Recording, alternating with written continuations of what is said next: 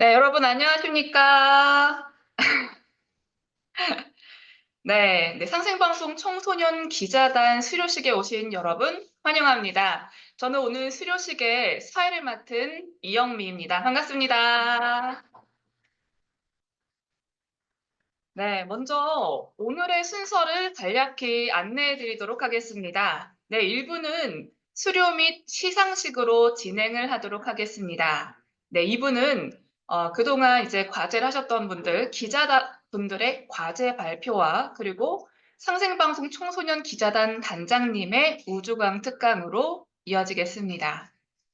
네, 첫 번째 시간으로 바로 이곳 상생방송이죠. 네, 상생방송 제작실장님의 오늘의 축사를 들어보도록 하겠습니다. 네, 제작실장님 박수로 모시도록 하겠습니다. 네, 반갑습니다. 안녕하세요. 먼저 우리 상생방송 청소년 스포츠저 3기에 성실하게 참여해 주셔서 감사드립니다. 우리 상생방송은 이제 한문화 중심 채널로 계속 이제 널리 알려져 왔었고요. 우리 방송국이 지금 거의 뭐 한 개국한 지 20여 년을 향해서 가고 있는데요. 상생방송은 최근에 이제 경사가 많죠. 뭐 한강 작가가 노벨 문학상을 수상하기도 했고, 또 우리 블랙핑크의 그 멤버가 노래를 최근에 아파트죠 했는데 그게 네, 뭐 지구촌에 이제 히트를 치고 그런 것들을 볼 때 이 우리 한국이 이제 지구 문명에 어떻게 보면은 변두리에서 지금 세계 문명의 중심으로 도약하는 어떤 그런 때라고 보여요. 지금 이 시간대가.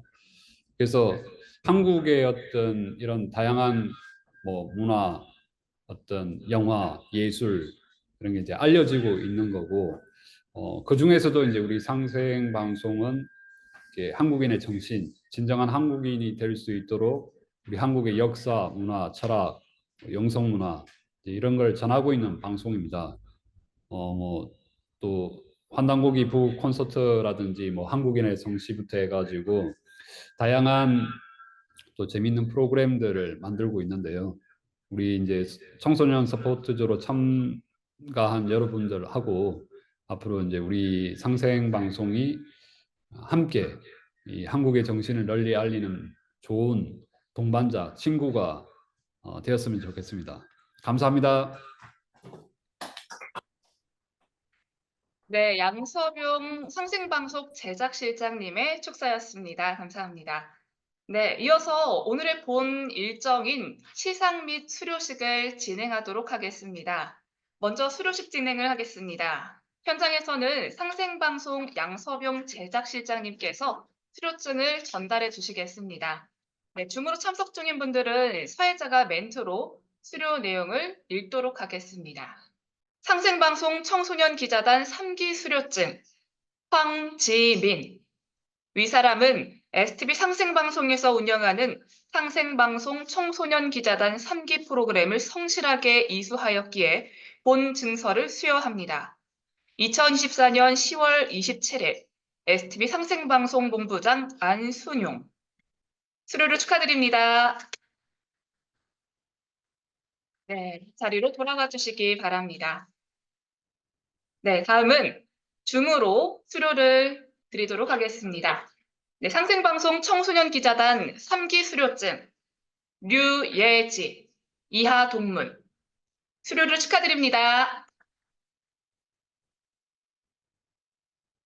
상생방송 청소년 기자단 3기 수료증 류은지 이하 동문 축하드립니다.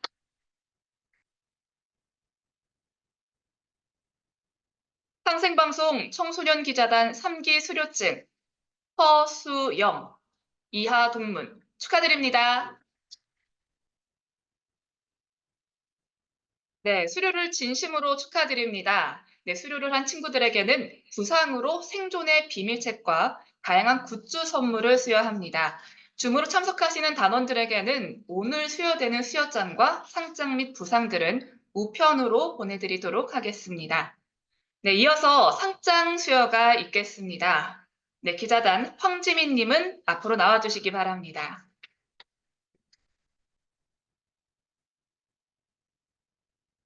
활동 우수상 황지민.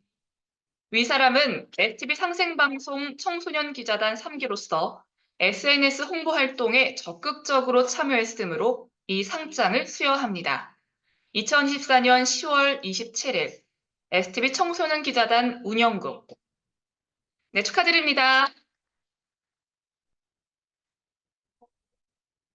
네, 다음은 줌으로 계신 분들은 화면을 보시고 상장을 확인해 주시기 바랍니다. 참여 우수상 류은지. 위 사람은 STV 상생방송 청소년 기자단 3기 일정에 책임감을 가지고 충실히 참여하였으므로 이 상장을 수여합니다. 2024년 10월 27일 STV 청소년 기자단 운영국 축하드립니다. 발표 우수상 허수영. 위 사람은 STV 상생방송 청소년 기자단 3기 과제를 충실히 수행하여 우수하게 발표하였으므로 이 상장을 수여합니다. 2024년 10월 27일 STV 청소년 기자단 운영국 축하드립니다. 네, 콘텐츠 우수상 류예지. 위 사람은 STV 상생방송 청소년 기자단 3기로서 창의성과 노력으로 뛰어난 콘텐츠를 제작하여 이 상장을 수여합니다. 2024년 10월 27일 STV 청소년 기자단 운영국 축하드립니다. 네, 모두 축하드립니다. 네, 수료증 및 상장 수여를 마쳤는데요. 소감을 안 들어볼 수가 없을 것 같습니다. 네, 한 분씩 돌아가면서 소감을 말씀해 주시면 감사하겠습니다. 네, 우선은 류예지 학생 먼저 이야기 들어볼까요?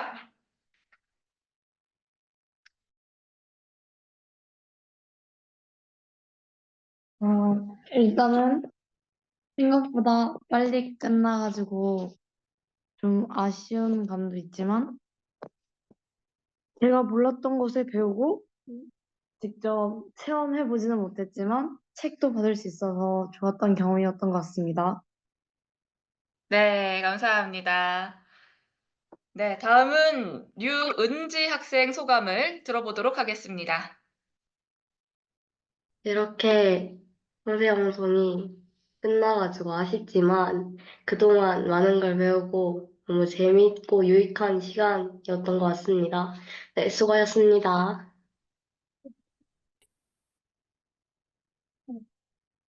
네, 다음은 황지민 학생의 소감 한번 들어보도록 하겠습니다. 지금까지 쉽고 재밌게 여러 가지를 알 수 있어서 너무 감사하고요. 이렇게 상장도 받을 수 있어서 기뻤습니다. 네, 감사합니다. 네, 끝으로 우리 허수영 학생의 소감 들어보도록 하겠습니다. 저는 이번에 기자단 하면서 발표도 해보고 또 글쓰기 강의를 들으면서 글 쓰는 법도 더 잘 알 수 있게 되었고 쇼폼이나 그런 영상 제작하는 거를 배우면서 또 나중에 써먹을 수 있는 기회가 많이 올 수 있는 것 같고 또 진리경당도 또 전에 막 들었기 때문에 이번에 청소년 기자단 참여했던 거를 좀 좋게 생각하고 있습니다. 이상입니다.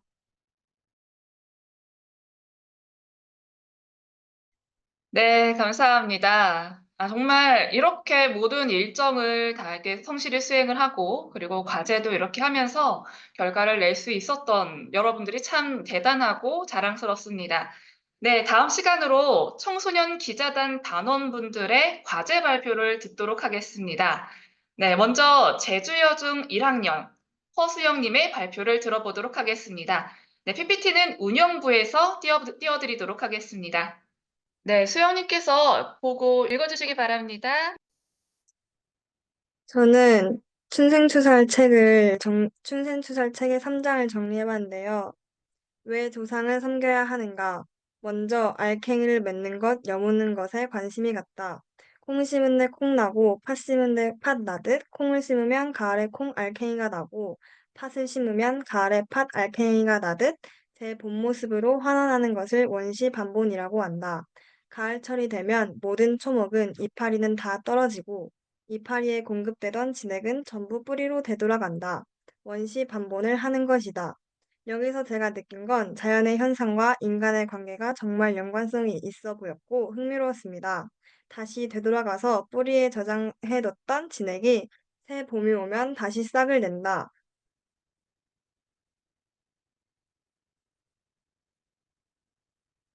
우리는 조상의 유전인자를 물려받는다.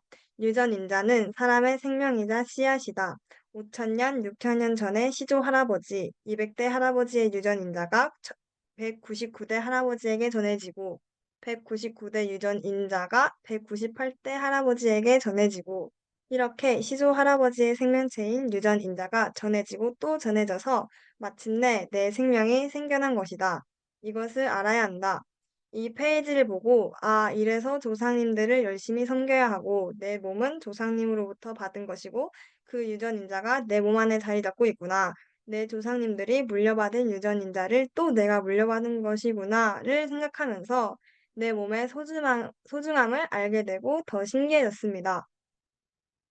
봉숭아꽃은 언제나 그 선천빛으로 꽃술, 꽃잎의 모양과 색깔이 바로 그 모양, 그 색깔로 꼭 그렇게 핀다. 10년, 1000년, 5000년을 내려오면서 조금도 변질되지 않는 제 모습 그 자체를 간직한다는 말이다. 만유라 하는 것은 반드시 유전인자가 있어서 그대로만 전해 내려가는 것이다. 느낀 점. 이 가을 대개벽기에는 그 자손이 하나라도 살아남아야 조상도 다 같이 살게 된다. 여러 백만 가운데 자신의 혈통 하나라도 추려야 그 수많은 조상신들이 살아간다는 말이다. 자손이라 하는 것은 조상이 호흡하는 숨구멍이다. 우리가 숨을 쉬어야 살듯이 자손이 없는데 조상이 어디에 이제서 살 수 있겠는가? 사람은 제 조상이 제 뿌리이고 조상은 자손이 싹이자 손구멍이다. 조상과 자손은 이렇게 불가분리한 가히 떨어질 수 없는 절대적인 연관을 맺고 있는 것이다. 선령신들이 제 쓸 자손 하나라도 건지려고 천상에서 60년씩 기도를 하기도 한다. 앞에서도 말했다시피 조상님에게 감사하다는 생각이 더욱더 들고 앞으로는 밥 먹을 때 같이 드셔요 라는 기도를 더더 많이 해야겠다라고 생각했고 내 몸을 소중히 여기고 수행도 더 열심히 해야겠다라고 생각했다. 책에 가장 존귀한 내 자신을 낳아준 사람이 바로 내 부모, 조상이다. 내 개인에게는 조상이 제1의 하나님이다. 나에게 혈통을 전해준 유전인자를 전해준 내 조상들이 바로 옥황상제님보다도 우선되는 제1의 하나님이다 라는 말에 더 공감이 되고 앞으로는 내가 조상님을 위해서 열심히 할 수 있는 것에 최선을 다하고 기도를 더 많이 드려야겠다라고 생각했습니다.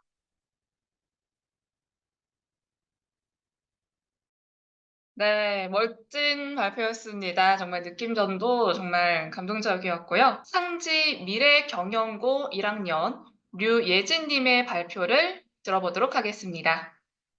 우선 책을 읽기 전에 지금 몇 시간의 강의를 들으면서 우리가 살아가면서 배우는 그저 한국사가 아님은 짐작했습니다. 이 강의를 통해 전달하는 내용이 이뿐만 아닐 것을 예상하였고, 아니나 다를까 이전 수업에서 증산도라는 단어로 대강 추측할 수 있었습니다. 하나의 종교임을 확실했고, 그제서야 상생 방송이 종교 방송임을 알 수 있었습니다. 처음에는 이 책을 읽어야 하나 말아야 하나 고민했던 건 사실입니다. 그래도 아는 것이 힘이라는 말처럼 이 책에서도 배울 점은 당연히 있을 것이고, 비판적이거나 색안경을 쓰지 않고 읽겠다는 다짐으로 책을 펼쳐들었습니다. 앞에 사실들은 몰랐다면 한 파트만 읽었겠지만 끝내 호기심이 생겼고 끝까지 읽게 되었습니다. 저자의 소개에서 보니 종교 지도자들은 다 완전 옛날 사람들인 줄 알았는데 그 또한 아닌 점에서 독특하다고 느꼈습니다. 하지만 여기서 말하는 교리들은 우리나라 옛것이고 그것을 알리고자 하는 것 같았습니다. 역사를 토대로 알리고자 하는 것을 잘 설명했다고 느낀 부분이었습니다. 몇몇의 이야기 중 우주의 가을이라고 설명하는 부분이 뭔가 추상적이면서도 말이 된다고 느꼈습니다. 어렸을 적 우주와 사람은 닮았다는 이야기를 들어본 적이 있습니다. 그것을 이 책에서 설명하고 있어서 흥미롭게 느껴지기도 했습니다. 그중 종교의 색이 가장 강하게 드러났던 태울주는 현재 삶에서의 나아지는 모습을 뜻하는 것 같았습니다. 보통의 종교들은 사후에 천국에 갈 수 있다고 말하지만 여드름이 사라졌다는 이야기 또한 동화처럼 들렸습니다. 게다가 학생들의 사례를 많이 든 것으로 보아 증산도라는 종교를 어린 학생들이 많이 믿고 있는 것에 대해 나와 같은 기자단의 목도 있지 않았을까 하는 생각을 했습니다. 코로나가 한번 크게 휩쓸고 병이 또다시 찾아올 것이고 불길한 소리지만 5년 주기였으니 그리 멀지도 않았다고 생각합니다. 지금이 인간의 가을 시절이라면 곧 추수를 하고 서리가 내릴 것입니다. 나는 그 서리에 대해 어떻게 대처할 것인가? 지금 자신의 자리가 옳은 자리이며 과연 미래를 위한 자리인가에 대해 제 글을 읽는 독자들에게도 질문을 던져봅니다. 우리는 조상의 은덕을 길어야 하며 그 덕으로 인해 살아가는 것이라면 나의 조상을 섬기는 자리는 과연 어디일까? 우리의 뿌리를 기억해야 한다. 그렇기에 나는 시작점 또한 중요하다 생각한다. 지금 나아가는 길이 맞는가? 나의 뿌리는 대체 어디 있는가? 이상입니다. 네, 감사합니다.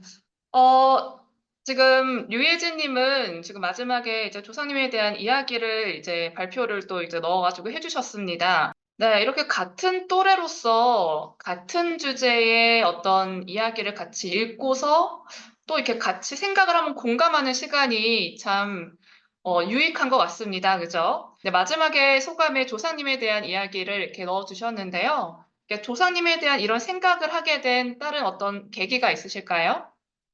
얼마 전에 또 추석이 지났고, 추석은 또 매년 오잖아요.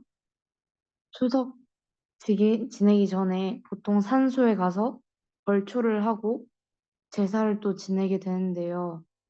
요즘은 그런 걸 잘 지내지 않는 사람들이 많다는 것을 느꼈습니다.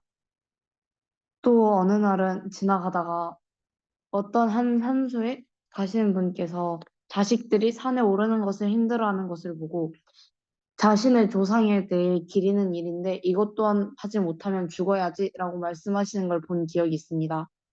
그 점에서 조상이 안 계셨으면 저희도 없었을 것이고 우리가 추석에 산소에 방문하여 벌초도 하고 가꾸며 제사를 지내는 것은 당연하다고 생각합니다. 그렇게 그런 부분을 포함하여 글을 썼습니다. 네, 감사합니다. 네, 모두가 공감할 수 있는 내용이었고요.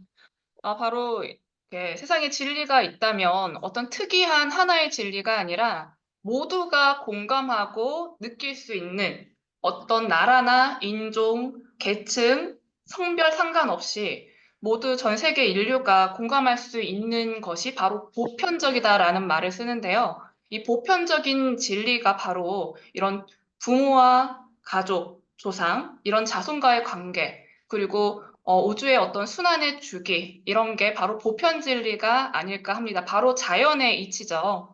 네, 바로 오늘 본 일정은 지났죠. 네, 본 일정이지만 마지막을 하이라이트를 아주 감명 깊게 채워줄 일정이 하나가 남았습니다. 네, 다음 시간은 대한 사람 대한으로의 특강이 있겠습니다. 네, 상생방송 청소년 기자단 오경미 단장님을 큰 박수로 맞아주시기 바랍니다. 네, 안녕하세요. 반갑습니다. 오경미입니다. 여러분, 수료식 매우 축하드립니다. 축하드리고, 이제 8회차 모임을 이렇게 성실히 임해준 것에 대해서 굉장히 감사하다는 말씀을 드리고 싶습니다. 수료하신 모든 분들, 우리 허수영, 황지민, 유은지, 유혜지 친구, 우리 기사단 여러분, 진심으로 축하드립니다. 네, 그러면 우리 8회차 모임을 진행하면서 앞의 내용들과 그리고 앞으로 이어갈 내용들을 함께 PPT를 정리하면서 보도록 할게요. 제목은 저희가 이제 개벽의 파도를 넘어라는 주제로 한번 정리를 해봤습니다. 우리가 이제 지난 시간에는 역사에 대해서 많이 공부하고 왔는데 오늘은 좀 현재와 미래에 대해서 그런 얘기들을 나눠보고 싶어서 이렇게 적어봤어요. 그래서 순서는 나의 삶에 대한 이야기, 나의 삶에 대한 나의 생각, 이런 부분하고 두 번째는 이 역사는 우리가 그럼 왜 공부를 해야 할지, 세 번째는 우주와 소우주인 인간, 나와의 관계, 그리고 우리는 지금 어느 때에 살고 있나요? 그리고 앞으로 기자단원의 활동에 대해서 안내를 드리도록 하겠습니다. 여러분, 아까 우리 상생방송 제작 실장님께서도 한강 작가를 얘기해 주셨는데, 저는 이 백은별 작가를 최근에 알게 됐어요. 중3이고, 지금 청소년이죠? 청소년인데, 청소년을 위한 책을 썼습니다. 네, 시한부라는 책인데, 아시는 분도 계시죠? 그죠? 그래서 이 책 제목 자체도 굉장히 무겁지만, 그 내용은 한번 보고 싶더라고요. 그래서 이렇게 찾아봤는데, 이런 이제 작가의 말을 봤어요. 꽤 많은 학생들이 본인들의 살날을 스스로 정하고 자발적으로 시한부 인생을 살고 있고, 어른들은 모를 뿐이고 학생들은 자살 결심을 하고 그런 교실에서 흔하게 그런 대화를 나눈다. 그래서 어른들은 청소년들의 우울감을 설부지 아이들의 어떤 투정으로 여기지만 우리는 청소년들은 굉장히 진지하고 심각하게 그런 하루하루를 죽음을 생각하면서 이제 보내고 있다. 이런 얘기를 이게 덤덤하게 하더라고요. 그래서 여러분들도 그러한가요? 어떠신가요? 조금 궁금한 생각을 갖게 됐고, 그래서 나는 어땠지? 이런 생각을 하다 보니까, 저도 그런 생각을 했던 시기가 또 있더라고요. 그래서 이게 청소년들의 이런 우울감, 이런 극단적인 시도, 이런 것들을 한 번 더 생각해보는 계기가 되었습니다.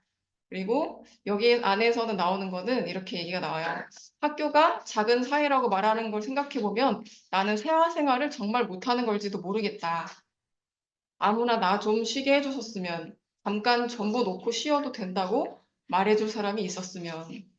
정말 바쁘게 살잖아요. 야자가 있고, 또 아침에 일찍 일어나고, 학교 갔다 오면 또 학원을 가고, 또 과제를 해야 되고, 정말 바쁘게 이제 쉴 틈 없이 지내고 있을 텐데, 그래서 앞으로 이런 힘내, 이런 말이 아니라 어떤 지나간 그런 노력들, 현재 내가 하고 있는 그런 것들에 대해서 인정받아보고 싶었던 게 아닐까, 이런 내용들이 담겨 있어요. 그러면서 이제 마지막에 이 주인공은 내가 1년짜리 시한부가 되기로 결심한 건 어쩌면 남은 1년이라도 가치 있게 살아보자고, 그 1년이 다 가기 전까지 절대 죽지 말자고, 그런 정한 나만의 위로 방식이었다. 이렇게 또 1년을 지난 뒤에 이렇게 정리하는 글을 봤습니다. 그래서 굉장히 필체도 이렇게 섬세하고 이 친구가 굉장히 고민을 많이 하면서 썼구나. 또 청소년이기 때문에 중3이잖아요. 청소년이기 때문에 청소년의 마음을 누구보다 더 잘 알고 있겠구나. 이런 생각이 들었어요.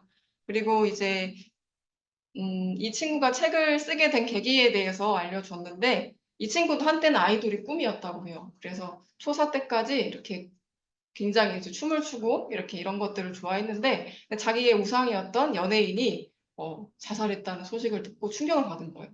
그렇게 멋지고 화려한 삶을 살았는데 왜 갑자기 이렇게 충격을 받게 되면서 왜 그랬을까? 사는 게 무엇일까? 이런 생각을 했다고 해요.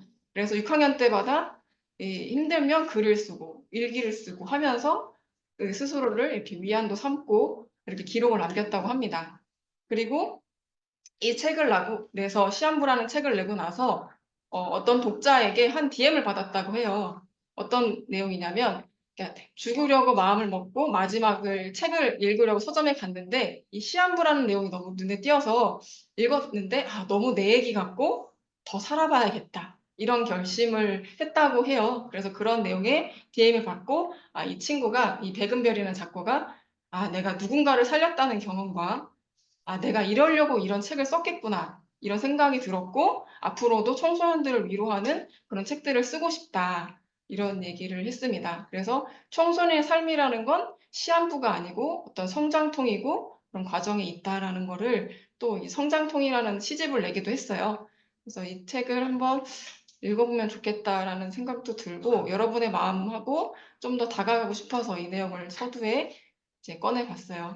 그리고 여러분에게 또 질문하고 싶었던 부분은 분명히 살아가면서 이제 힘들 때가 있잖아요. 뭐 학교 생활하면서 힘들 때도 있고 공부하면서 힘들 때도 있고 친구 관계, 가족 관계, 나와의 관계 이런 것들을 힘들 때 여러분은 어떻게 스스로를 이렇게 다잡고 위로하나요? 이렇게 질문을 하고 싶었는데 저 같은 경우를 생각을 해보니까 저는 근처에 공원이 있어요. 그래서 공원을 가요. 일단 산책하는 걸 너무 좋아하고 산책을 가면 일단 하늘을 보고 벤치에 앉아서 푸른 이제 초원의 잔디도 보고 새소리도 듣고 고양이나 강아지 뛰어다니는 거 보고 이렇게 하면서 제 어떤 그런 스트레스나 이런 것들을 좀 이렇게 해소하는 것 같아요. 그래서 하늘을 바라보는 것도 굉장히 좋다. 이런 방법을 알려드리고 싶고, 그래서 여기 이 작가 박노해라는 시인도 걷는 독서라는 책에서 이렇게 얘기를 하더라고요. 사람은 하늘을 바라봐야 한다. 사람은 대지를 직관해야 된다. 사람은 사람을 또 알아봐야 된다. 이렇게 얘기를 하고 있어요. 그래서 이제 이렇게 산책도 하고 저도 이게 땅에 피는 꽃들도 이렇게 보고 그래도 안 풀릴 때는 우리 지민이처럼 저도 물어봅니다. 상대방이 물어보기도 하고 조언을 구하기도 하고 이렇게 사람을 통해서 또 이렇게 해결하는 그럴 때도 있고 예, 그런 것 같아요. 그래서 살아가면서 누군 한 번쯤은 힘든 일들이 다가오잖아요. 그죠? 그럴 때 스스로를 어떻게 다독이고 하는지 이런 것들을 궁금했고, 우리 수영이는 예쁜 노래, 상황에 맞는 노래를 듣고 예쁜 사진, 예쁜 글을 보고 운동을 하는 것 같습니다. 굉장히 좋은 취미를 가지셨어요. 네, 좋습니다. 운동 최고. 네, 운동하면 또 운동하는 것에 집중하다 보니까 또 자연스럽게 또 풀리는 경우도 있는 것 같아요. 네. 각자 나름대로의 방식으로 스스로를 이렇게 살아가는구나 또 생각이 듭니다. 네, 그러면 우리가 지난 시간을 또 정리하면서 앞으로의 이야기들을 나눠볼 텐데, 그럼 우리가 이제 역사를 많이 이야기를 했단 말이에요. 그럼 역사를 또 왜 알아야 할지 이런 얘기를 물어보고 싶어요. 여러분과 소통하고 싶은데, 역사를 왜 알아야 될까요? 음, 이제 생각을 해보고 또 채팅창에 남겨주셔도 좋습니다. 우리 은지나 예지 친구도 우리 기자단 친구들이니까요. 이제 수료하셨으니까 여러분의 생각을 그냥 담담하게 풀어내주면 좋을 것 같아요. 네. 자, 저는 이렇게 보고 있는데 이제 카르마라고 하는 서도 작가가 이제 이러한 예술품을 이제 현대미술관에 전시를 한 적이 있습니다. 네.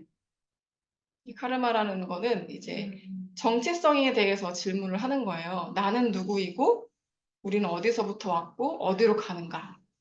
내가 서 있는데 그 위에 이제 조상님들이 이렇게 쭉 있는 거죠. 나라는 건 태어날 때부터 유전자나 어떤 환경이나 이런 것들이 다 부모의 영향을 받아서 내가 지금의 나의 모습이 있는 거잖아요. 그래서 카르마라는 것은 어떤 수많은 조상님들과 인연 그런 것들이 연결되어 있다. 이런 것들을 볼 수가 있는데 우리 아까 유해지 기자단님도 발표 되게 잘 들었거든요. 저는 그 10대 때 그런 생각 잘 못했거든요. 이게 당연하다고 생각하면서도 좀 힘든 부분도 있었고 이렇게 제사 지내면 이게 빨리 언제 끝나지 이런 생각을 한 적도 있는데 굉장히 훌륭하고 바른 생각을 갖고 있는 것 같아요. 그래서 다시 이 세상에서 가장 소중한 거는 누구일까요? 가장 소중한 게 무엇일까요? 라고 묻는다면 저는 당연히 나라고 생각하거든요. 근데 내가 가장 소중하다. 나라는 사람이 있기까지의 부모님, 그리고 할아버지, 할머니, 증조부, 고조부, 여기에 계신 분들 외에 더 많은 분들이 계시죠. 그래서 이제 뿌리의 힘으로 나무가 줄기가 뻗고 가지가 피고 열매를 맺듯이 뿌리가 튼튼해야 이제 나의 생명의 뿌리가 튼튼해야 나도 이렇게 자라날 수가 있잖아요. 그래서 소중한 내가, 이 세상에서 가장 소중한 내가 태어나기까지 어떤 긴 스토리가 있다는 거죠. 그런 역사가 있는데 그런 역사를 가정사로 보면은 그런 걸 알아갈 때마다 저도 굉장히 감사한 일이다. 감사하다. 이렇게 생각을 하고 있어요. 청주에 저도 태어났는데 지금은 대전에 살고 있거든요. 근데 이제 우리 할아버지도 대전에 사셨던 적이 있더라고요. 그것만 알게 돼도 다전과 인연이 예전부터 있었겠구나 이런 그런 생각도 하게 되고 그런 것 같습니다.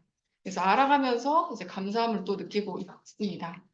그래서 나를 알기 위해서는 사실은 내가 속한 가정, 사회, 나라 이런 것의 역사와 문화를 아는 것도 굉장히 중요한 거예요. 그래서 이런 걸 알아갈 때 나의 정체성이나 앞으로의 어떤 삶의 방향이나 선택에도 굉장히 중요한 영향을 줍니다.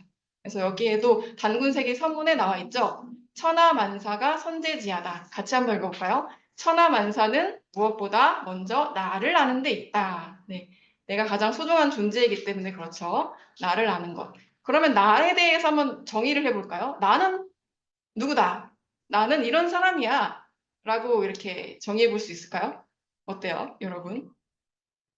나는 굉장히 유쾌한 사람이야. 나는 굉장히 재밌는 사람이야. 나는 굉장히 독서를 좋아하는 사람이야. 나는 굉장히 미래지향적인 사람이야. 이런 이제 말들로 나를 이렇게 수식할 수가 있는데 조금 어려운 질문일 수도 있어요. 네. 영상을 한번 볼까요? 김영하 선생님은 지금까지 본인의 혹시 소리 살아오신 들릴까요? 인생 중에 가장 지금의 10분 어떤 순간이었을까요? 네.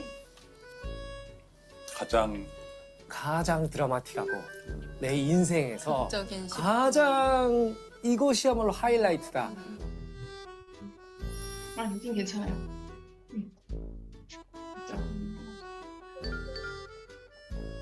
이건 진짜 영화다 싶은 네. 그런 제 인생에서요? 네. 제 인생이야말로 시련이 참 부족하고 네, 좀 지루한 인생이었다. 지금까지. 저는 아주 개인적인 순간이 생각이 나는데요. 중학교 배정 통지서를 받은 날인 것 같아요.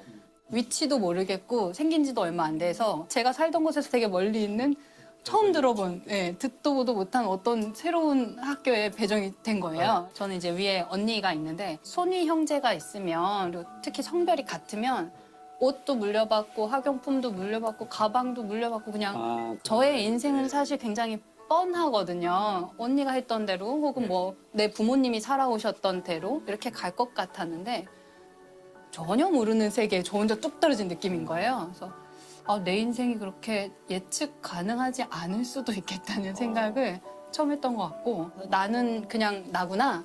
나는 누구의 다른 사람의 삶을 그대로 따라간 사람이 아닐 수도 있구나를 그때 처음 발견했던 것 같아요. 글쎄요. 나는 뭘까? 나는 나다운 인간이다.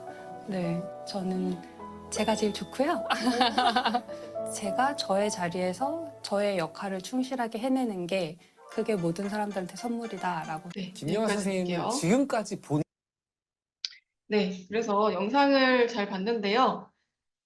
여기에도 이제 노래 제목에도 이제 DNA죠. DNA도 보면 이렇게 정국이의 눈동자인 줄 알았는데 이제 우주랑도 연결돼 있고 이렇게 보여 있는데 결국에는 이제 삶이라는 게 나라는 존재를 알아가고 나라는 존재를 성숙시켜 나아가는 그런 과정인 것 같습니다. 그래서 인간을 우리가 이제 소우주라고 하는데 여기 DNA 뮤비의 한 장면처럼 보면은 우주의 성운과 어떤 인간의 눈은 이제 모양이 굉장히 닮아 있어요. 그죠? 그리고 머릿속에 있는 뇌 속의 누련과 국제 이제 천문 물리학 연구팀에서 발견한 것처럼 굉장히 모습이 닮아 있습니다. 나의 어떤 몸도 우주랑 굉장히 닮아 있구나라는 것을 이제 알 수가 있어요. 그래서 우리가 오늘은 나의 생각, 나의 마음을 조금 이렇게 넓혀 볼게요. 예. 지금까지 이렇게 학교 밖에서 이제 학원, 집 이렇게 살아오셨을 텐데 의식을 조금 확장해서 생각은 내 몸은 여기 있어도 생각은 키울 수가 있잖아요. 우주 밖으로도 키울 수가 있고 시간이라는 것도 과거에 뭐 10만 년 전으로 갈 수도 있고 5만 년 전으로도 갈 수 있는데 그래서 오늘은 빅 히스토리라고 하거든요. 역사를 역사로만 이야기하지 않고 역사와 우주와 같이 보는 거를 이제 그런 관점 빅 히스토리라고 하는데 그렇게 한번 확장시켜서 나의 시간과 공간을 이렇게 넓혀보는 시간을 갖도록 하겠습니다.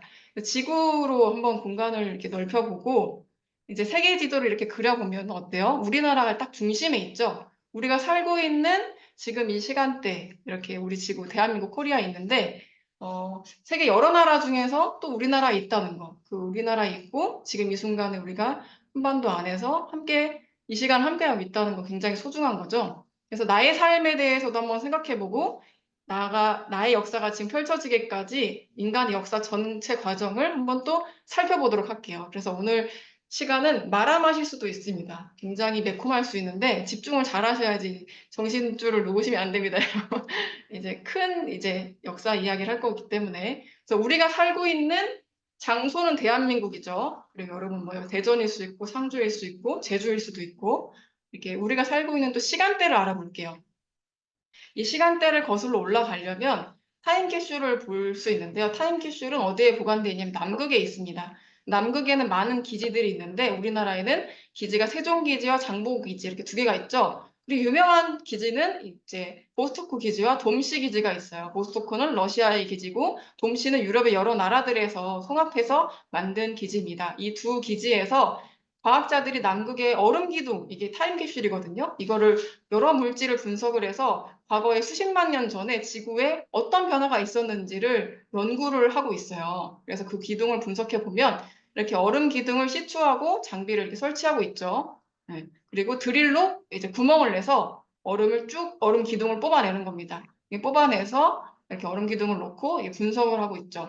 빙하 코어를 연구하고 있는 과학자의 모습이에요. 이걸 굉장히 정밀하게 보면은 이렇게 빙하 코어 속에 공기방울이 있습니다. 이산화탄소인데 이게 그대로 얼려 있는 거예요. 그래서 타임캡슐이라고 부르죠. 이거를 이제 분석을 하는 겁니다.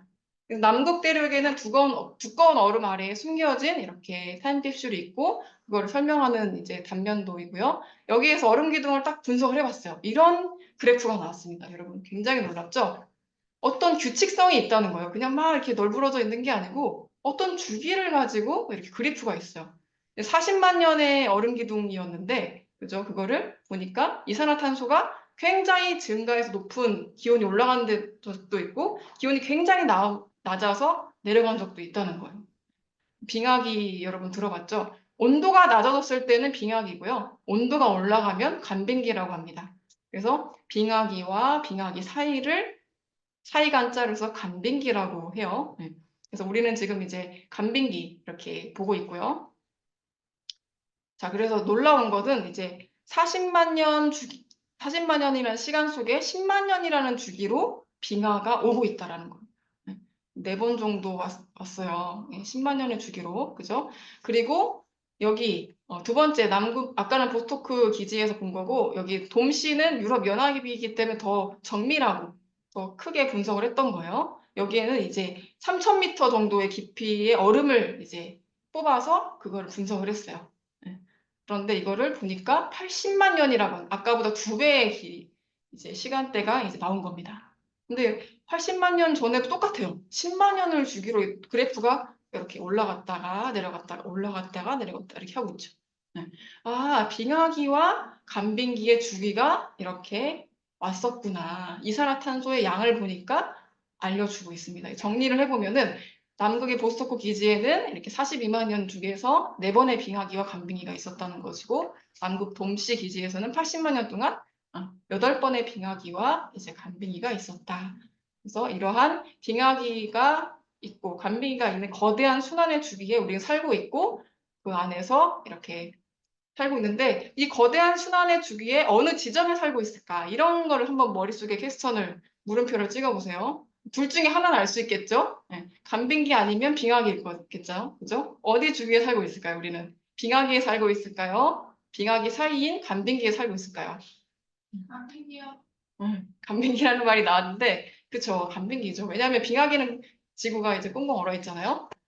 그래서 여러분 나사 알죠? 미 항공우주국 나사의 이제 클라이밋 체인지의 이제 기후 변화를 나누는 것을 이렇게 측정한 그래프를 보면 여기에 커런트 레벨이라고 있죠. 최근 온도가 역사상 가장 높았어요. 네, 급격하게 높아졌어요. 이산화탄소 양이 증가했고 지구의 온난화가 엄청나게 세졌죠. 이게 작년에 나온 기사인데 지구촌의 이상 기온이 12만 5천 년 만에 가장 실제로 엄청 더웠죠, 작년에. 그리고 올해도 굉장히 더웠어요. 추석 때도 반팔 입고 막 차례 준비하고. 네. 할아버지 할머니들도 이렇게 더운 적은 없었다면서. 네? 선풍기로도 안 돼. 무조건 에어컨 틀어야 돼. 그죠? 지구촌이 굉장히 지글지글 끓고 있다. 굉장히 뜨겁다라는 것을 알 수가 있어요. 근데 이것도 사실은 12만 5천 년이라는 수준에서 가장 높은 이런 뉴스가 굉장히 많이 나오고 있어요. 작년에. 그리고 올해도 마찬가지예요. 올해도 작년만큼이나 덥잖아요. 그죠? 이렇게 간빙기 이후 가장 뜨거운 요즘 지구다. 라고 볼 수 있어요. 그래서 인간이라는 이제 빙하기를 거쳤기 때문에 지구상에 태어날 수가 있었고 또 빙하기를 지나서 간빙기에 우리는 살고 있어요. 그래서 이런 주기를 알 수 있다는 거예요. 신기하게. 그래서 우리가 살고 있는 이 지구가 이런 순환의 때를 거치고 있다. 사실은 아주 간단한 원리예요. 여러분, 주기라는 게 별거 아닙니다. 하루라는 이제 시간을 우리가 24시간을 쓰고 있지만 어때요? 해가 뜨면 아침, 그죠? 해가 가장 높게 뜨면 점심, 그리고 해가 지기 시작하면 저녁, 해가 아예 안 보면 밤, 이렇게 아침, 점심, 저녁, 밤 이렇게 주기가 하루라는 사이클이 돌고 있잖아요. 이 사이클이 365번이 모이면 그죠? 봄, 여름, 가을, 겨울이 생기는 거고 아까 우리 예지도 추석이 계속 찾아오잖아요. 이제 설날도 계속 찾아오고 그래서 우리는 내가 17살이면 17번의 추석을 맞이한 거죠. 그렇죠? 이렇게 봄, 여름, 가을, 겨울이 반복이 되고 있고 이게 계속 순환을 하면은 어때요? 더 큰 주기에 어떤 인간의 일생이라고 하는 주기가 쌓이죠. 유아기, 청년기, 장년기, 노년기 이렇게 순환을 하는 겁니다. 그래서 이 순환하고 있는 이제 활을 쏴서 직진하는 시간이 아니라 시간이라는 것은 이런 순환을 주기를 가지고 역사가 흘러가고 있다라는 걸 파악하면 좋겠어요. 지금은 그래서 빙하기가 아니고 간빙기에 여러분이 살고 있습니다.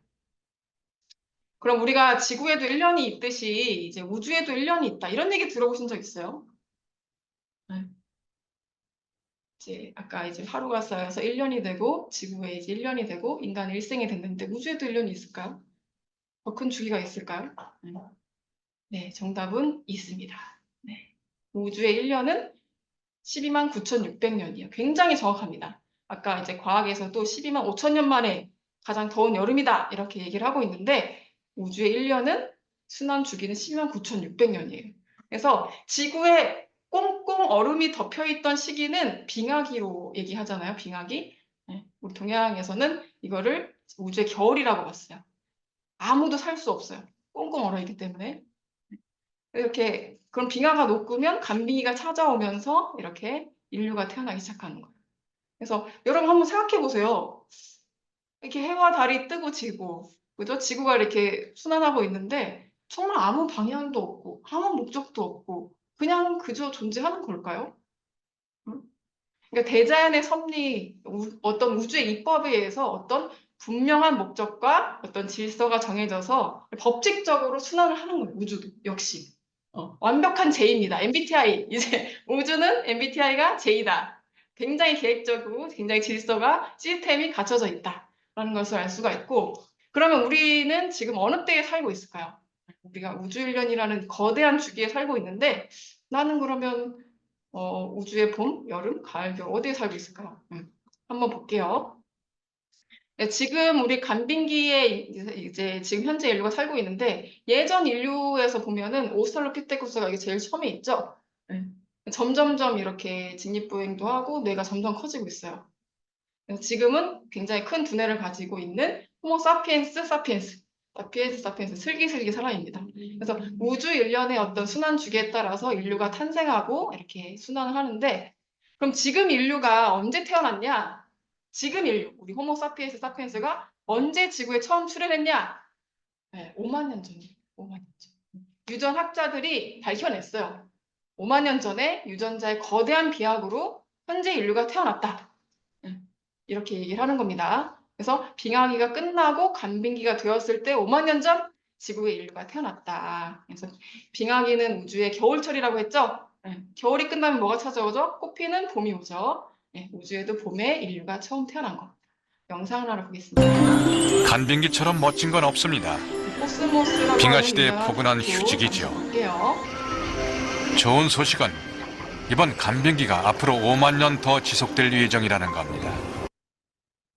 네, 우리가 지금 5만 년 전에 태어나서 5만 년을 살아왔는데 다행히도 뒤에 5만 년이 또 있대요. 다행이네요. 그래서 5만 년을 살아왔는데 5만 년을 더 살 수 있다.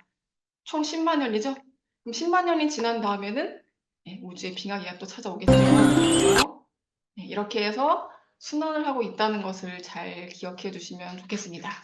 네. 자, 그러면 이제 빙하기가 끝났어요. 이제 간빙기가 이제 빙하기가 끝났어요. 그러면은 우주의 겨울철이 끝나면 사실 바로 짠 하고 봄이 오지 않죠? 이제 눈이 내렸을 때 얼음이 녹는 시간이 걸리잖아. 그죠? 예. 한국, 중국, 일본 여기도 보면은 초반에는 얼어 있었어요. 예. 초기에는 얼어 있었고 그래서 보면은 얼어 있었기 때문에 붙어 있었습니다. 예. 빙하가 서서히 녹으면서 지금의 한국과 중국과 일본은 이렇게 떨어지기 시작한 거예요. 이제 이 꽁꽁 얼어붙은 이걸 해야 되는데 아 부끄러워서 못하겠네. 꽁꽁 얼어붙은 한강위로 고양이가 뭐 이렇게 걸어갑니다. 이렇게 한 것처럼 우리 예전에도 예? 이렇게 중국과 일본은 걸어갈 수 있었다는 것을 알 수가 있어요. 지금은 이제 녹았죠. 녹아가지고 초록색이 지금은 바다지만 빙하기 땐 육지였다는 것을 이제 지구 과학사전에서도 알려줍니다. 그래서 지금의 지형은 12,000년 전에 생겨났다는 거예요. 그래서 빙하가 녹는 데 굉장히 오래 걸렸어요. 그죠?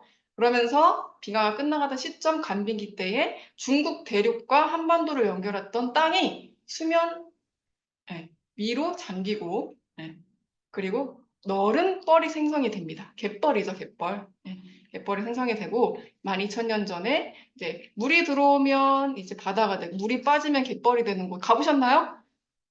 뻘, 넓은 뻘 되게 신비로워요. 이 청주 여기에는 여기 서해안이 되게 가깝거든요. 그래서 가보면 이게 굉장히 신비합니다. 예, 이렇게 주름살이 껴 있어요. 땅 위에 거기 안에 굉장히 많은 생명체들이 살고 있거든요. 예, 이게, 나이테처럼 나무의 나이테처럼 예, 지구 땅에도 이렇게 주름이 보이는데 정말 신기하더라고요. 영상을 한번 볼게요. 갯벌 영상.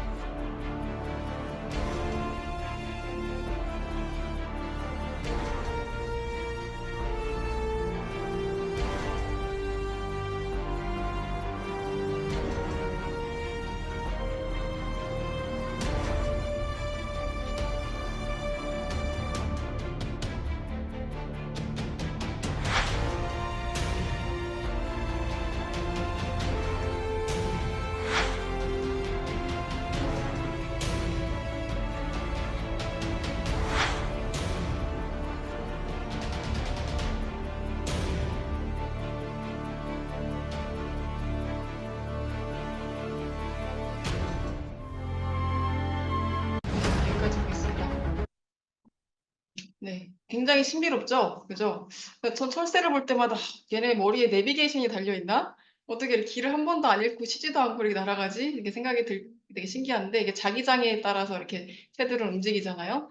그래서 아무튼 그래서 우리 갯벌이 서해안 갯벌이 3년 전에 세계 유산이 됐다 이런 내용의 그 영상을 봤고 여기서 중요한 거는 빙하가 녹으면서 그죠? 이런 지형이 현재 모습으로 생겨났다. 그러면서 굉장히 사람이 살기 좋은 환경이 조성이 됐다는 생명체가 많다는 건 먹을 게 자원이 풍부한 거잖아요. 그죠? 생명이 여기에서 살아가기 시작했다는 것을 알 수가 있고요. 그래서 그런 것처럼 우리나라만 변화가 있을까요? 어때요? 다른 지역도 어떤 변화가 있을까요? 우리가 지구는 어때요? 둥글고 하나잖아요. 그죠? 이쪽 우리나라에서 이런 변화가 있다면 반대쪽 서양에서도 분명히 변화가 있을 겁니다. 그 기록들을 살펴보면 아틀란티스는 큰 대륙이었는데 화산 폭발과 해일이 덮친 채 24시간도 못 되어서 바다 밑으로 가라앉고 말았다. 서양에서도 비슷한 시기 1만 년 전에 대륙에 엄청난 변화가 있었습니다. 바로 대서양의 아틀란티스 대륙과 이 태평양의 뮤 대륙이 있었는데 1만 년 전에 어떤 지각 변동으로 인해서 가라앉았다는 거예요. 그래서 태평양과 대서양의 큰 대륙이 이렇게 떠올라서 있었는데 지금은 지도 위에서 어때요? 사라졌죠. 바다 밑으로 가라앉아 버렸습니다. 그래서 그런 책들도 있어요. 태평양에 존재했던 잃어버린 뮤대륙 이렇게 나와 있죠. 이런 것들이 어떤 변화의 주기 속에서 이렇게 사라져 버렸다는 겁니다, 여러분. 그거를 이제 작은 개벽이라고 얘기를 하는데요. 그래서 육지가 바다가 되고 바다였던 곳이 육지가 되는 것. 이건 엄청난 변화이긴 하지만 자연에서는 굉장히 시간의 주기의 흐름에 따른 겁니다. 여러분 이제 등산을 좀 해보면 아실 텐데 국립공원에서 관리하는 등산로는 이렇게 정해져 있거든요. 근데 사람이 계속 등산을 다니잖아요. 그러면 땅을 밟으면 땅이 어떻게 돼요? 풀이 안 자라고요. 네, 땅이 살짝 가라앉아요. 그래서 1년, 2년 지나면은 이쪽 등산로를 막고 반대쪽 등산로로 오픈을 합니다. 그럼 여기는 쉬죠. 그럼 또 이제 다른 이렇게 생명체가 또 살겠죠?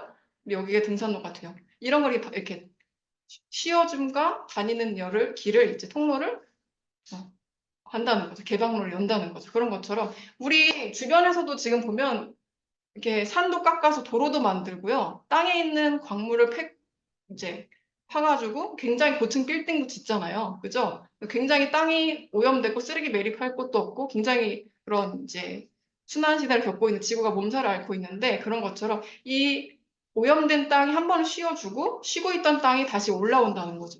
이런 주기가 1만 년을 주기로 가지고 있는 큰 대륙들이 1만 년을 주기로 변화합니다. 그거를 우주에서는 우주의 시간으로 보면 약 10,000년, 1800년을 주기로 변화된다는 거예요. 그 역사도 마찬가지. 자연의 흐름에 따라서 문명이 만들어지고 사람들이 살기 때문에 역시 우리가 1만 년 전에 최초의 나라가 건국이 되는 거예요. 지금으로부터 약 1만 년 전 환인 천재께서 첫 나라를 세웁니다. 오환 건국이 최고라. 네. 나오자, 그죠? 밝은 한자, 세울 건자, 나라 붙자. 우리 환족이 세운 나라가 가장 오래되었다. 네. 첫 번째 나라가 되었다. 네. 이거는 꼭 기억해 주시고 이렇게 환국이 건국이 돼서 3,300년 동안에 흐르면서 인구가 굉장히 많이 늘어나죠. 그리고 여기서 바이칼호 천산을 중심으로 있었는데 한국이 기온이 점점점 이제 올라가다 보고 시베리아 그쪽이 이제 황폐화가 돼요. 사막화가 되고 하면서 동쪽으로 내려오기 시작을 하죠. 근데 이 내용은 여러분 처음 듣는 거 아닙니다. 지난번에 삼국유사 고조선조 공부할 때 석유 환국 공부했어요. 네. 옛석자, 이슬유자, 환국, 옛적에 한국이 있었다. 한반국의 노환건국, 우리 한족이 세운 나라가 첫 번째 나라다. 네, 같은 내용입니다. 네. 그래서 6,000년 전까지만 해도 이제 10,000년 전에 나라가 세워졌고 3,000년 동안 지속이 됐으니까 이게 3,000년 동안 굉장히 황금기였어요. 모든 인류의 황금기가였는데 근데 갑자기 중앙아시아에 기후변화가 생긴 거예요. 그러면서 사막화가 되고 없었던 전쟁이 일어나요. 왜? 이제 물자가 부족하니까 서로 거를 뺏어야 되는 거예요. 이때부터 이제 사람들에게 이제 원한이 쌓이고 전쟁이 일어나고 그래서 수탈이 일어나기 시작한 거거든요. 그래서 이때에 어떻게 돼요? 이사를 가는 거예요. 네, 이사. 중앙아시아에서 점점 동쪽으로 내려오게 되는 겁니다. 이런 지형의 변화, 시대적 환경의 변화에 따라서 삶은 달라지는 거죠. 그죠? 그래서 이렇게 우리 예전에는 환인천재, 한국을 이제 건국하신 환인천재와 배달국의 통치자 환웅천하 그리고 당군왕검을 이렇게 모셨었어요. 그거는 이제 나중에 또 얘기를 해보고요. 그래서 인류 첫 번째 나라 환국이 이제 두 번째 나라 배달로 이어지게 됩니다. 그래서 배달 나라가 건국된 것을 우리는 개천절이라고 부르죠. 네, 개천절. 그리고 나중에 단군께서 고조선을 건국하는 것도 역시 계승을 했기 때문에 또 같은 10월 3일 개천절이라는 것을 알 수가 있어요. 그래서 여기 삼국유사에도 보면은 환인께서 환웅의 뜻을 알고 내려다보니 여기 태백산이 가히 널리 인간을 이롭게 할 만한 땅이다 해가지고 홍익이라는 사상을 이렇게 건국 이념으로 내려주시면서 내려왔다는 내용이 나옵니다. 지금 태백산이 사실은 백두산이에요. 큰 산이다라는 뜻이거든요. 백두산. 저는 백두산에 가봤습니다, 여러분. 여러분 살면서 백두산을 가볼 기회가 많이 흔치 않은데, 저도 이제 기벽실제상 독후감대에 출전도 하고 하면서 가봤는데 굉장히 최고예요. 그래서 그 가이드는 이렇게 얘기를 해요. 100번 올라오면 2번 천지를 볼 수 있다. 저희가 천지를 봤습니다. 자랑하는 거예요. 아유, 부끄럽다.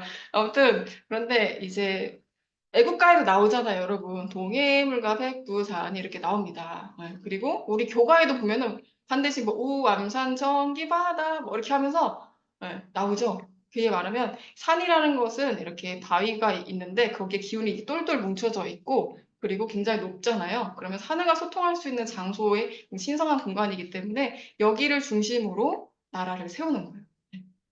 백두산을 중심으로 이제 건국이 됐습니다. 신의 도시, 신시라는 나라가 이제 건국이 돼요. 근데 환웅께서 처음 내려오셨는데, 혼자 오신 건 아니죠. 이게 나라를 건국하려면 이제 무리가 필요하잖아요. 네.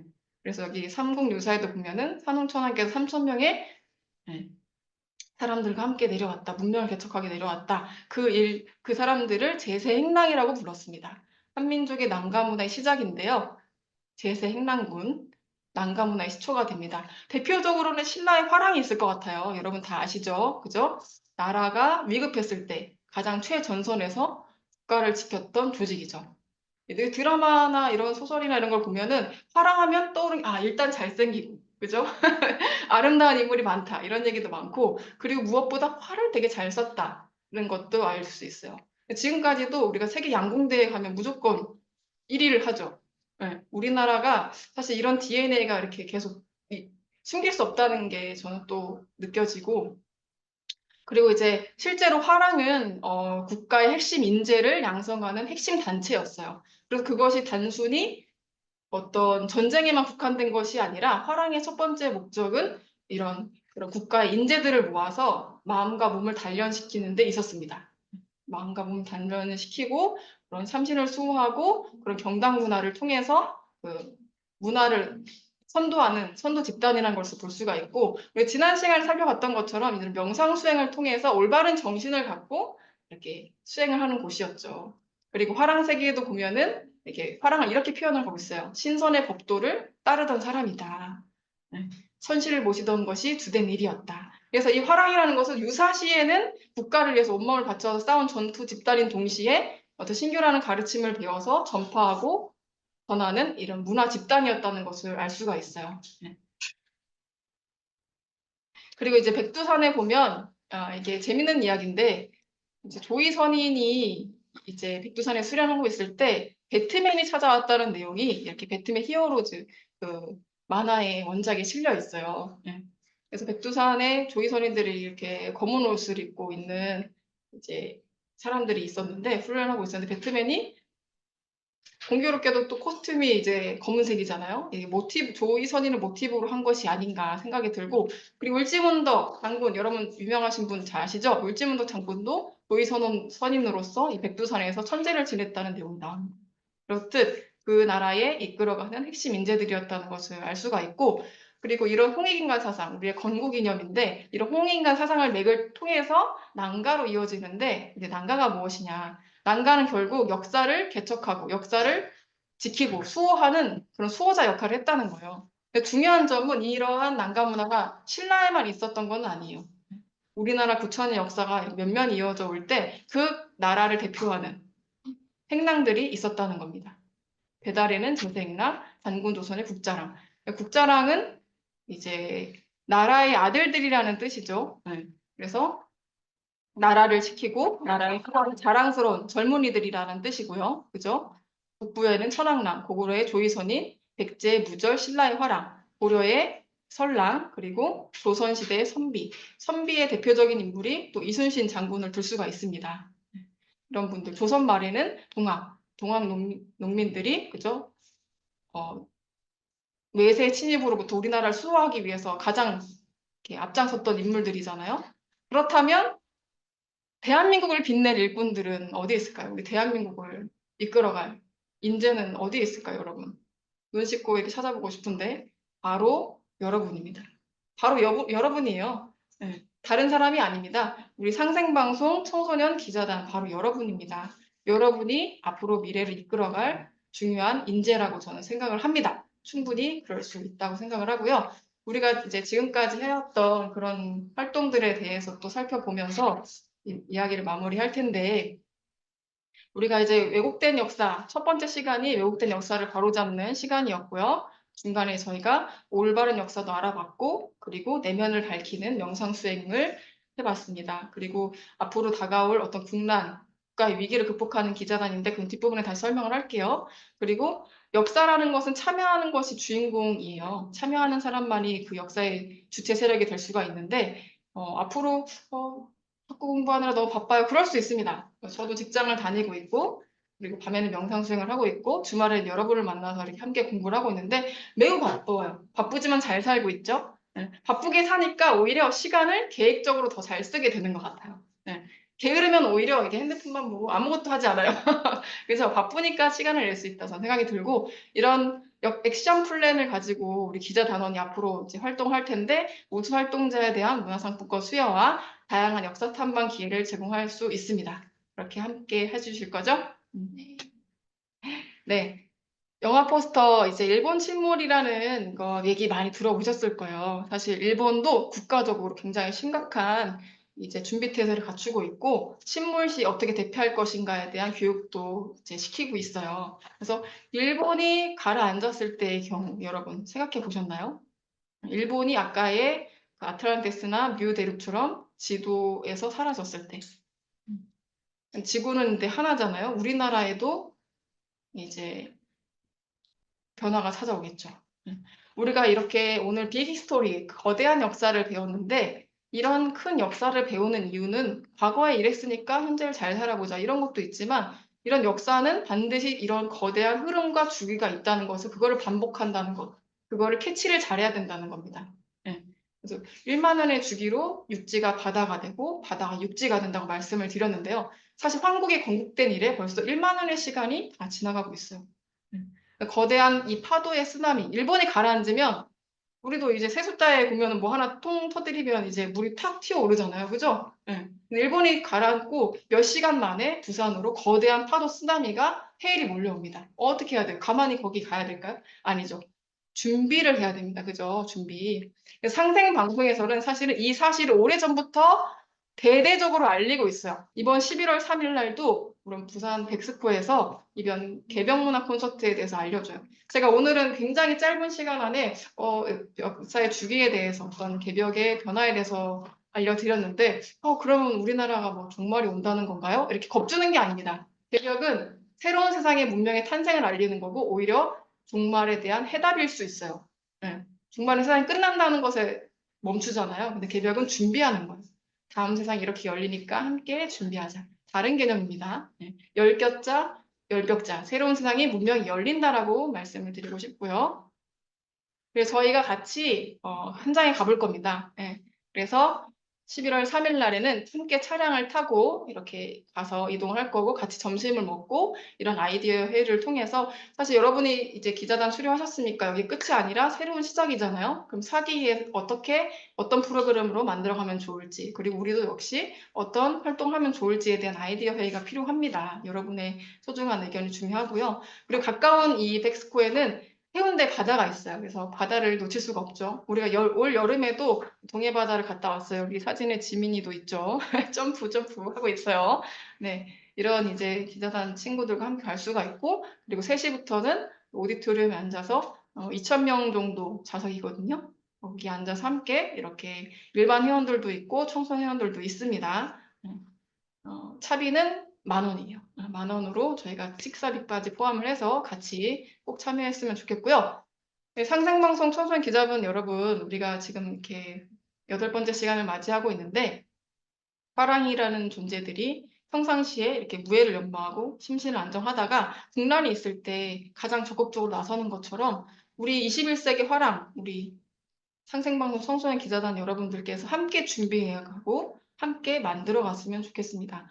저는 그래도 현장 참여는 좀 생각해 볼게요 라고 생각하면 사실 온라인 참여도 할 수 있습니다. 그래서 저희가 찾아가는 모임으로 진행할 예정이고요. 그래서 같이 함께 사실 우리 은지나 예지는 얼굴 보기가 너무 힘들잖아요. 그래서 함께 얼굴 꼭 보고 싶고 스터디 카페에서 유튜브로 시청하고 시청 후 소감을 나누고 같이 또 회의를 하는 시간, 맛있는 거 먹고 하는 시간을 가졌으면 좋겠습니다.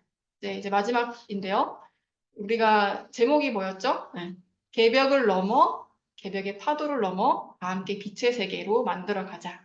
함께 여러분과 함께 빛의 시대, 미래를 만들어 갔으면 좋겠습니다. 경청해 주셔서 감사합니다.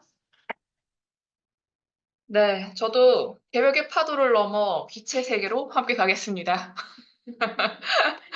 네, 3기 일정에 이렇게 함께 애정을 가지고 함께 해주셔서 모두에게 정말 보람차고 의미 있는 시간이었던 것 같습니다. 네, 저희가 함께 했던 모든 시간들이 이렇게 추억으로 함께 그리고 유익했던 시간으로 여러분께 남길 바랍니다.